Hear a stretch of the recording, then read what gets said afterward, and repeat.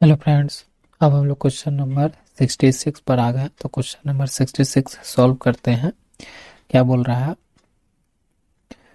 कि two spherical conductors A and B of radii A and B greater than A are place concentrically in air. The two are connected by a copper wire as shown in figure 6.35. The capacitance of the system is। ये question आपका same है 60 और 61 की तरह है। यहाँ सिर्फ wire से कनेक्ट कर दे रहे हैं, दोनों वहाँ अर्थ करते थे, यहाँ कनेक्ट किए हैं। तो देखिए कुछ नहीं, ये क्वेश्चन यही सॉल्व हो जाएगा। देखिए यहाँ पर हमको कोई चार्जर्स तो दिया नहीं है, बोला नहीं चार्ज, तो हम लेट कर लेंगे। क्या कर लेंगे? लेट द, मेरा थ्योरी आप सुनते जाइएगा आराम से। यहाँ पर चार्ज नहीं दिया है दोनों स्पेयर पे, तो हम चार्ज क्या करेंगे? लेट करेंगे। तो let the charge Q1 at sphere A पे हम कैसा चार्ज मान लेते हैं? Q1 मान लेते हैं, ठीक है। इस पे चार्ज हम Q1 मान लेते हैं और इस स्पेयर बी पे हम चार्ज Q2 मान लेते हैं, ठीक है।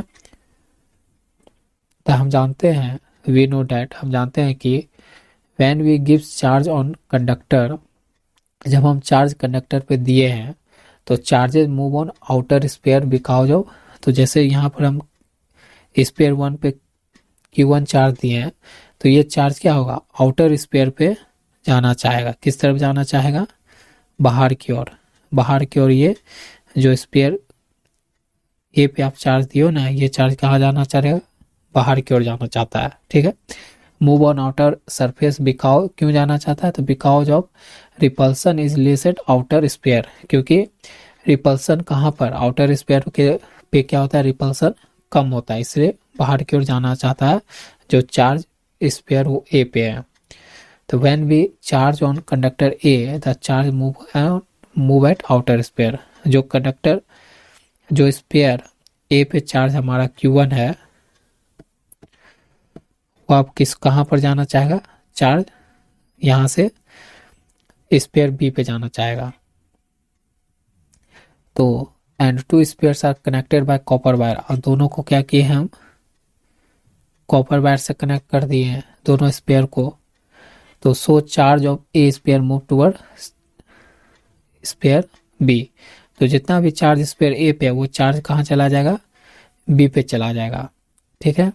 तो बी पे चला जाएगा तो हमारा बोलिए स्पेयर पे चार्ज हमारा क्या बचेगा? स्पेयर ए पे चार्ज हमारा क्या बचेगा? तो स्पेयर ए पे जो है,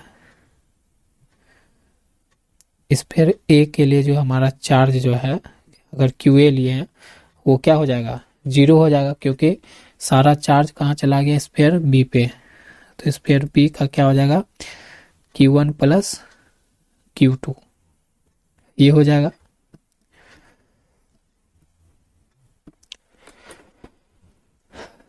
तो पोटेंशियल क्या हो जाएगा फिर? पोटेंशियल भी जो है हम जानते हैं कि QY क्या होता है? R।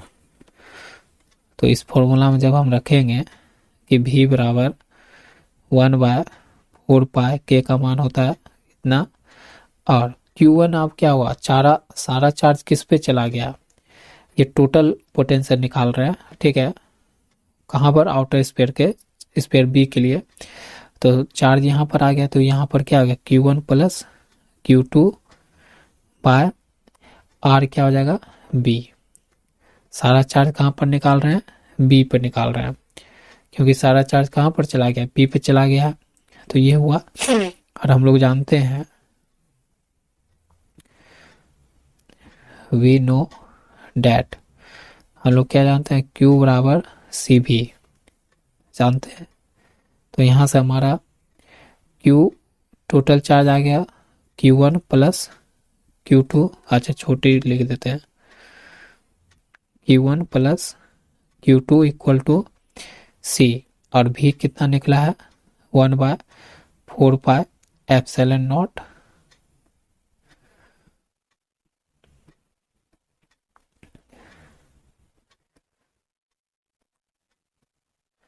गुना में Q1 plus Q2 bye B, ये हो गया। तो यहाँ से क्या काट सकते हो आप, ये और ये खत्म कर सकते हो। तो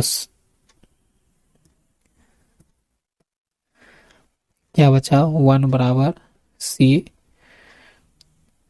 गुना 1 बाय 4 पाए एप्सिलॉन नॉट बी, इतना बचा। तो सी बराबर क्या निकल गया, 4 पाए एप्सिलॉन नॉट बी।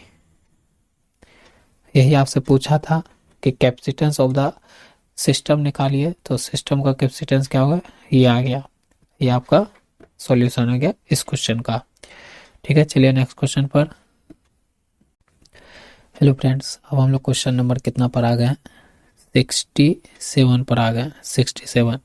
तो क्वेश्चन पढ़कर इसका सॉल्यूशन करते हैं। ए 6 microfarad capacitor is so charged that potential difference across its plates become 50 volt. The work done in the process is, तो बताइए कितना वर्क डन हुआ। छोटा सा क्वेश्चन है, देखिए फिगर से समझा देता हूँ मैं। एक कैपेसिटर है, ठीक है, ये कितना है इसका कैपेसिटेंस, 6 वोल्ट कैपेसिटेंस दिया हुआ इस कैपेसिटर का, और दोनों के बीच में पोटेंशियल डिफरेंस प्लेट के बीच में कितना हो रहा है, पोटेंशियल डिफरेंस कितना है, 50 वोल्ट है। तो इस पोटेंशियल डिफरेंस होने के कारण कितना वर्क डन हुआ ये पूछ रहा है आपको, वर्क डन आपसे पूछा जा रहा है। तो वर्क डन, कोई भी काम होता है तो वो किस में स्टोर हो जाता है, हम लोग जानते हैं एनर्जी में। तो लिख सकते हैं तो energy store in the capacitor, energy store हो जाएगा कैपेसिटर में। तो क्या होगा, इसका फॉर्मूला जानते हैं, ई बराबर क्या, हाफ सी वी स्क्वायर। ये वर्क डन, यही एनर्जी स्टोर हो जा रहा है, तो हाफ सी वी स्क्वायर निकाल जाएंगे तो एनर्जी मेरा वर्क डन निकल जाएगा। तो हाफ सी कितना दिया हुआ है, 6 इंटू 10⁻⁻6, और भी कितना दिया हुआ है, 50 गुना 50।